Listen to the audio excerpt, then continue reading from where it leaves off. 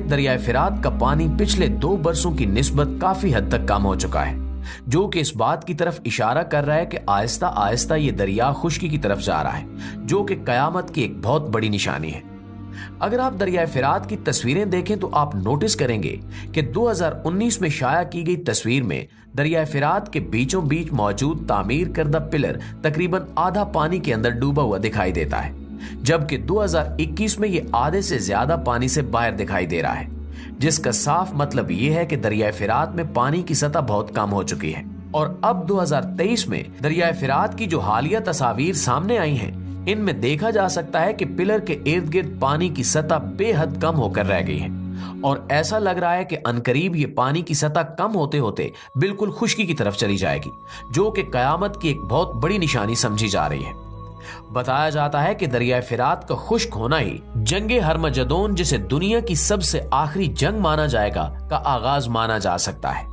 वो जंग के जिसके नाफिज होने का वादा सादिकुल अमीन हमारे प्यारे नबी हजरत मोहम्मद सल्लल्लाहु अलैहि वसल्लम ने किया था, जिसे हर सूरत में पूरा होना है। इस सिलसिले में सही बुखारी की एक हदीस में हजरत अबू हुरैरा रज़ियल्लाहु ताला अन्हु से रिवायत है कि आप सल्लल्लाहु अलैहि वसल्लम ने फरमाया कि कयामत उस वक्त तक बर्पा नहीं होगी जब तक दरिया फिरात से सोने का पहाड़ न निकल आए। सोने के इस पहाड़ को लेकर बहुत सख्त लड़ाई होगी और उस लड़ाई में 100 में से 99 लोग मारे जाएंगे। इनमें से हर एक शख्स ये सोचेगा कि शायद इस लड़ाई में मैं बच जाऊं और ये तमाम माल मैं हासिल कर लूंगा। एक और रिवायत के मुताबिक एक दिन दरिया फिरात बिल्कुल खुश्क होकर सोने के जखायर को जाहिर कर देगा, लेकिन जो शख्स भी उस वक्त वहां मौजूद हुआ उसे चाहिए कि उसमें से कुछ न ले। मुआजिज दोस्तों, दरअसल इस अहम तरीन हदीस मुबारक में कयामत की एक अहम पेशन गोई की गई है कि दरिया फिरात खुश्क होकर ईमान वालों के लिए शदीद तरीन आजमाइश का सबब बनेगा। वो लोग जो दुनिया के मालो जर की हवस में मुब्तला हो चुके होंगे या बेदीन हो चुके होंगे, उनके लिए भी ये खजाना एक आजमाइश का सबब बनेगा। हर शख्स इसे हासिल करना चाहेगा और इसकी खातिर कत्लो गारत करेगा, और उन्हीं लोगों में से वो लोग भी होंगे जो हदीस मुबारका पर अमल करते हुए इस माल में से कुछ भी नहीं लेंगे। जिस वक्त ये पेशन गोई की गई उस वक्त ये दरिया अपने तेज तरीन बहाव में था और कोई सोच भी नहीं सकता था कि ये दरिया कभी खुश्क भी हो सकता है। नाज़रीन, बैसियत मुसलमान हमें अपने ईमान की हिफाजत और आने वाली आजमाइशों से बचने के लिए इन बातों के मुतल्लिक तमाम मालूमात हासिल करते रहना चाहिए। इस बात को मद्देनजर रखते हुए यह जरूरी है कि दरिया फिरात की तारीख के बारे में जाना जाए। तो आपको बताते चलें कि फिरात के मानी है साफ पानी। ये दरिया तुर्की से शुरू होता है और शाम और इराक से होता हुआ पर्शियन गल्फ तक जा पहुंचता है। तारीख में आता है कि वाक़े करबला दरअसल नहरुल कमा के किनारे पेश आया था, जो कि इसी दरिया फिरात से निकाली गई एक नहर है। वो इसी दरिया का पानी था जिसे हजरत इमाम हुसैन अलैहिस्सलाम और इनके साथियों के लिए बंद करके इन सब को मजलूमाना शहीद कर दिया गया था। यही वजह है कि रिवायात में यह दरिया बहुत ही अहम मकाम रखता है। इसकी लंबाई 2900 किलोमीटर है और ये तुर्की के मशरकी हिस्से से शुरू होते हुए इराक और शाम से गुजरता है। बताया जाता है कि दरिया दजला और फिरात एक दूसरे के मुतवाजी बहते हुए पर्शियन गल्फ में एक साथ जा मिलते हैं, जिसके बाद इसे शीतुल अरब कहते हैं। यही दरिया ईरान और इराक का बॉर्डर भी है। इन्हीं दोनों दरियाओं यानी दजला और फिरात की वजह से ही उस इलाके की सरजमीन बहुत ही जरखेज मानी जाती है और इन्हीं दो दरियाओं की वजह से ये जमीन बैनुल नहरैन कहलाती है। मुआज़िज़ साथियों, जमीन का ये हिस्सा इंसानी तहजीब का मरकज भी माना जाता है।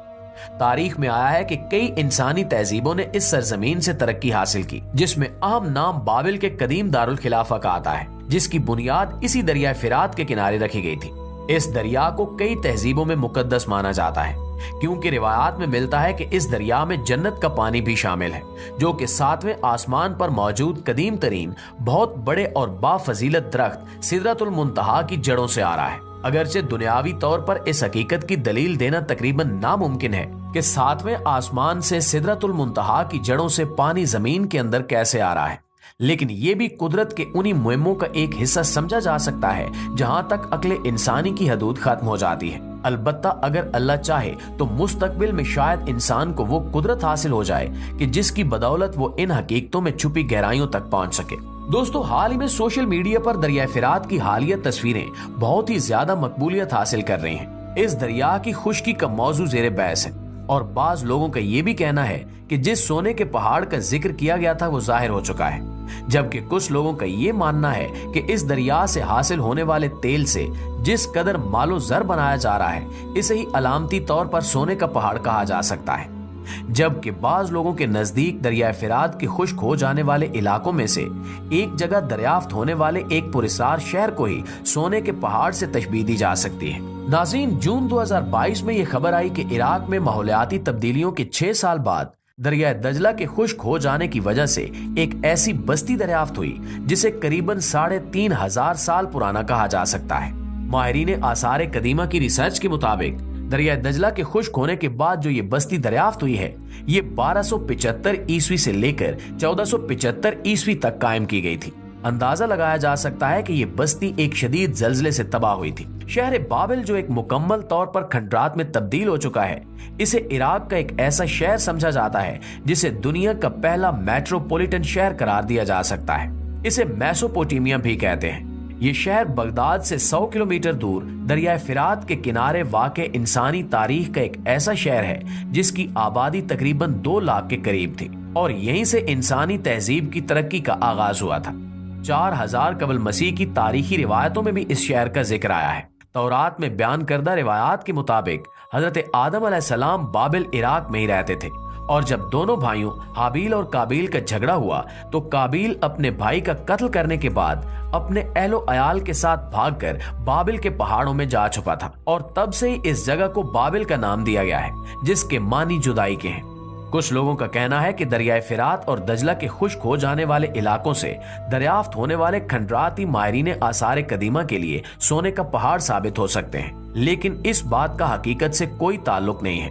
बेशक इन खंडरात की दरियाफ्त एक अहम खोज है, लेकिन इसका आप सल्लल्लाहु अलैहि वसल्लम की पेशनगोई पर मुश्तमिल हदीस मुबारका से कोई ताल्लुक नहीं है। तुर्की और शाम के दरियाए फिरात पर बनाए गए बेशुमार डैम की वजह से पानी की सतह मुसलसल कम हो गई थी, जबकि पहला डैम 1970 में बनाया गया था और फिर 2014 में तुर्की ने दरियाए फिरात का बहाव मुकम्मल तौर पर बंद कर दिया, जिसके बाद शाम और तुर्की के बॉर्डर्स पर ये खंडरात दरियाफ्त हुए। अब चूंकि बाबिल शहर अपने पुराने जमाने में बहुत से बादशाहों का मरकज था, इसलिए लोगों को लगता है कि इन खंडरात की खुदाई के बाद यकीनन बहुत बड़ा खजाना हाथ लगने वाला है। इसी सिलसिले में बताया जाता है कि इन्हीं खंडरात के साथ साथ बहुत बड़ी चट्टानें भी दरियाफ्त हुई हैं, जिनकी तह से पुराने जमाने का सोना निकाला जाता था और फिर ये चट्टानें पानी की सतह के नीचे दब गई थी। लेकिन अब इनकी दोबारा दरियाफ्त से लोगों में ये उम्मीद पैदा हुई कि इन चट्टानों की तह में सोना मौजूद है और बहुत मामूली मिकदार में सोना निकाला भी जा रहा है। यही वजह है कि इसे आप सल्लल्लाहु अलैहि वसल्लम की पेशनगोई का पूरा होना माना जा रहा है। इस सिलसिले में किसी भी अलामती धात या मादी खजानों की तशबीहात को सोने के पहाड़ नहीं समझा जाएगा, लिहाजा इन पहाड़ों को जाहिर होकर ही रहना है। बाकी वो अल्लाह के हुक्म से आज जाहिर हो, अभी कल या आने वाले कई सालों में इसके मुतल्लिक हम इंसान कुछ नहीं कह सकते। जी तो मुअज़्ज़िज़ दोस्तों, ये थी हमारी आज की वीडियो। इस हवाले से आप दोस्तों की राय क्या कहती है कमेंट करके हमारे साथ शेयर जरूर कीजिएगा। इंशाल्लाह आपसे मुलाकात होती है अगली वीडियो में। तब तक अपना ख्याल रखिए। अल्लाह निगहबान।